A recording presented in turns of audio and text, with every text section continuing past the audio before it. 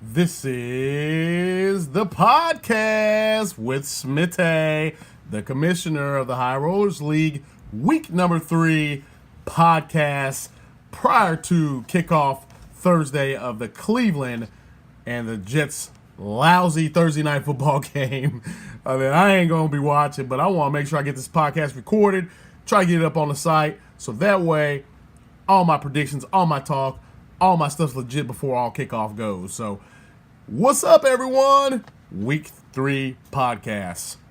Gonna start off the podcast with a big congratulations to Mr. Payne Inc. I called it last week. Unfortunately, this guy put it to me. 297 points. This week's high score.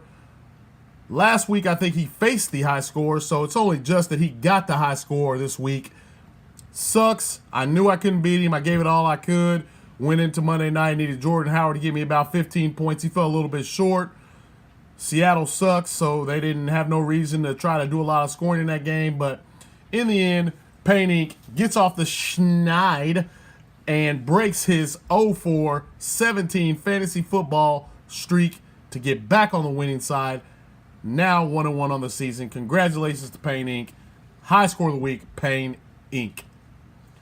The low score of the week is that was then, this is now. Well, that was then, this is now. Now you are the low score of the week. You owe $10 to the Payne Inkster. 131 points was not enough to get the job done for this week for you to even win your game and or stay off the having to pay for the low score. So that was then, this is now. This is now, and you owe 10. Got him. Anyway, how's everybody doing? I'm doing okay. Doing a lot better than I was last week. My picks were better, obviously, too. I went 7-5 this week.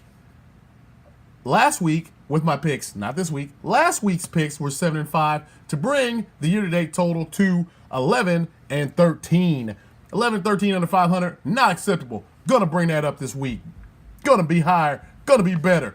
Gonna represent. So, last week I lost a couple squeakers by less than 5 points. That happens. Nothing you can do about that in fantasy football. But my record's going to be better this week. Shoot for better. Always better, never best. I want to go into the podcast this week, talk about a couple things going on in football before I get into the next week picks. I called the Carson Wentz comeback. Carson Wentz going to be active this week, or supposed to be active, against the Indianapolis Colts. First game back, Carson Wentz, active. The site I read pays a lot of dividends. There has been rumblings of Baker Mayfield. Already, though? Nah, I don't see that coming. Baker Mayfield, they are talking about in Cleveland. They want to see him play. Tyrod Taylor, I think, has been doing a pretty good job. Serviceable enough to get the Cleveland a couple wins they could have had easily.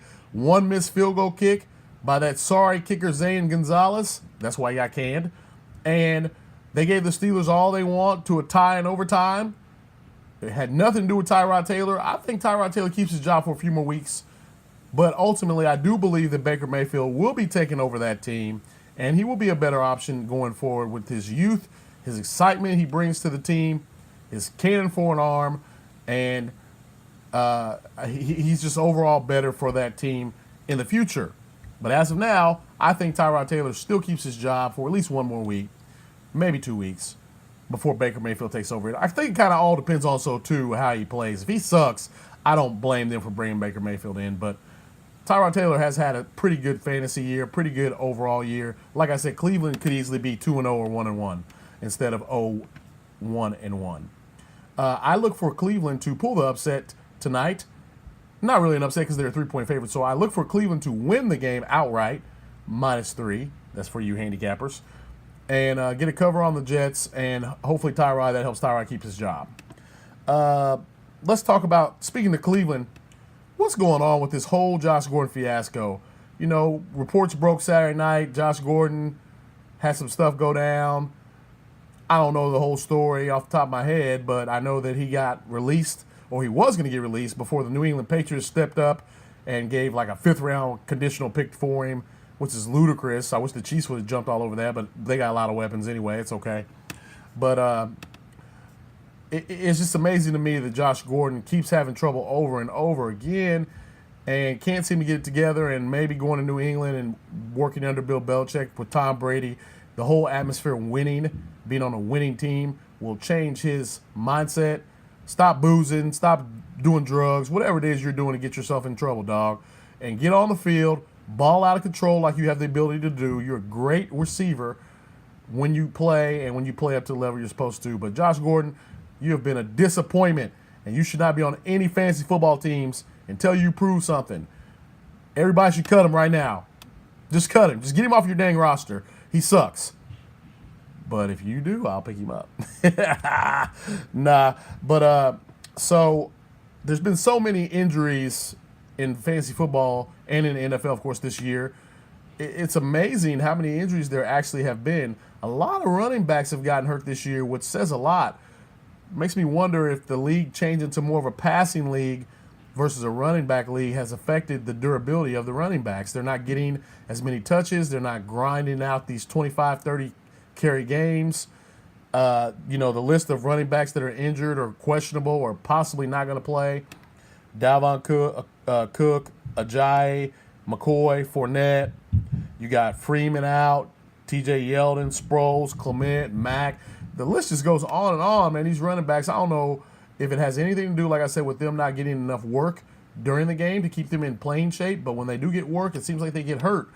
And they're hurting hammies and anything else. And who knows from week to week who's going to play and who's not. It kind of sucks because the flex player position addition this year has been predominantly, running backs being put in there. But if you ain't got 3 solid running backs or 3 serviceable ones, you're struggling. And the waiver wire this year has been used a whole lot more this year than it was in the previous year around this time of year. So a lot of people are watching the waivers to see who gets cut and immediately making pickups of players that's been cut. It's just crazy. But hopefully that changes. Running backs stay healthy, all the positions stay healthy, so everybody has a fair and equal opportunity to win their games with the team they have or the team that they supply on the field. But every year in fantasy football, it's never won from the draft. It's always won from the draft and the luck of the draw on your scheduling and who you play when you play them, and also the trades and pickups that are made. So just keep that in mind for those teams that are 0-2. I'm 0-2, and I'm not worried about it on one of my teams. Not worried about it at all because I know that I have the firepower to make a quick comeback, and I always start off slow. So keep your head in the game. 0-2 teams. Don't worry. 1-1. Long season to go, fellas. Long season to go. So enough of my rambling for this week. I'm going to get into what everybody wants to hear, the picks. So, head-to-head, do you believe in magic? I pick to beat Beast Mode. Beast Mode texts me talking mad smack. Act like he didn't want to trade with me this week because we were playing. Well, you'll want to trade after you get this thorough ass whooping this week because Do You Believe in Magic will come back with a vengeance to show how pissed off he is about losing last week. And so I'm picking Do You Believe in Magic to be 2-1. Next game, Want to Be Like Mike versus Bohica. Want to Be Like Mike's team looked pretty solid. They put a pretty good score up against me, but I'm not that impressed with that team. I believe that Bohica gets off the schneid this week. He's 0-2. It's time for him to be 1-2, and he gets a win and pulls the upset on Want to Be Like Mike. Old Shy Pie versus Big Ball and Shot Calling. I'm going to go with Old Shy Pie. Old Chicago Pizza gets a win. Their team just keep winning. They're 2-0, 2-0. Pulled out a squeaker last week against Sunshine Daydream on his other team. However, somehow he figures out a way to win. His team shows up. He gets big points from somebody he's not supposed to and gets a win. So I'm going to go with him this week. Old Chicago Pizza. Light My Fire versus Gotcha Biatch. I'm going with Gotcha Biatch to beat Light My Fire this week. I think he pulls the upset. Light My Fire is currently favored by about 20 points on the site. I'm going with Gotcha Biatch. I'm going with, hey, what's up, man? What you doing in here? Nothing. Come on in here, man. For everybody don't know, that's my son. Say what up, yo. What up, yo? All right, man. Go in there. I'm podcasting right now, man. All right. Sorry for that interruption, fellas. All right. The next game is the GOAT, greatest of all time, versus the Groovy Newbie. I'm not going to go with the Groovy Newbie this week. I'm going with the greatest of all time, the GOAT. His team is solid. He's been kicking butt. He's going to win this week. He's going to beat the Groovy Newbie. Got the Groovy Newbie on a loss finally. Fig Jam versus Sunshine Daydream, who was 0-2. I'm going with Sunshine Daydream. I don't know how he's 0-2 after 254 points. It's a freaking joke. He keeps getting beat, outscored. Fig Jam, you ain't scoring none with this team. I would look to make some trades and try to improve that team. You're going to be 0-3 after this week. Sunshine Daydream gets the victory. Oklahoma is going to get the victory over DNZ. Oklahoma currently favored by 11.8 points, I believe, on the site. I'm going with Oklahoma. Mile High Club, Mr. 6165 show. Miggs called me to kick some stuff with me. He's all fired up about being 2-0 and don't never know if they started off like this before and thinks he's got a Super Bowl appearance coming. I don't think so, dog. I'm going with Mile High Club, who's an 18-point favorite over y'all's ass. Y'all will get y'all's first loss this week. Mile High Club represents. TNT, who's dynamite. I've picked you a couple times. You can't seem to pull the win out for me. I don't know what the heck's going on with that team. Maybe we need to talk trade like we do every year when we in the same division. TNT, hit me up. We're going to do some big things. In the meantime, you will be able to beat Total Chaos this week because Total Chaos ain't got much. He trying to get some hustle deals going. Ain't going to happen, Total Chaos. Nice try. You lost this week. I'm going with TNT, who's dynamite.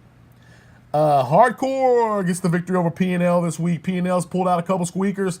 I don't know with the addition of Carson Wentz, although Carson Wentz got some players on his team that's not healthy. I don't know if they can be back in time this week for him to make a significant difference on P&L's team. I'm going with Hardcore. Let's see. The next matchup is That Was Then, This Is Now. The low score of last week plays Playtime is Over. Playtime is Over is very irritated about scoring 294 points and losing last week. And I plan on taking that out, doing some black-on-black crime on That Was Then, This Is Now, who scored the low score of last week. I believe I will wax his anus this week. He may not be the low scorer, but he's going to get beat. Playtime's Over gets off the schneid of 0-2 and goes to 1-2. Last but not least, first place matchup. Nothing But Trouble is in big trouble because I'm going with the Pain Inc. this year. I'm rolling with Pain. Pain showed me his first 2 weeks he got them points, boy. He put them points up, 250s, 290s. This week I think he'll get about 240, 250. He going to have enough firepower to beat Nothing But Trouble. Pain Inc. wins. That concludes the podcast. Everybody have a great weekend. Good luck with your teams. I wish everybody to have good health on your team so we get a fair and equal matchup and the best team wins. But for now, I'm Audi 5000. Have a good night.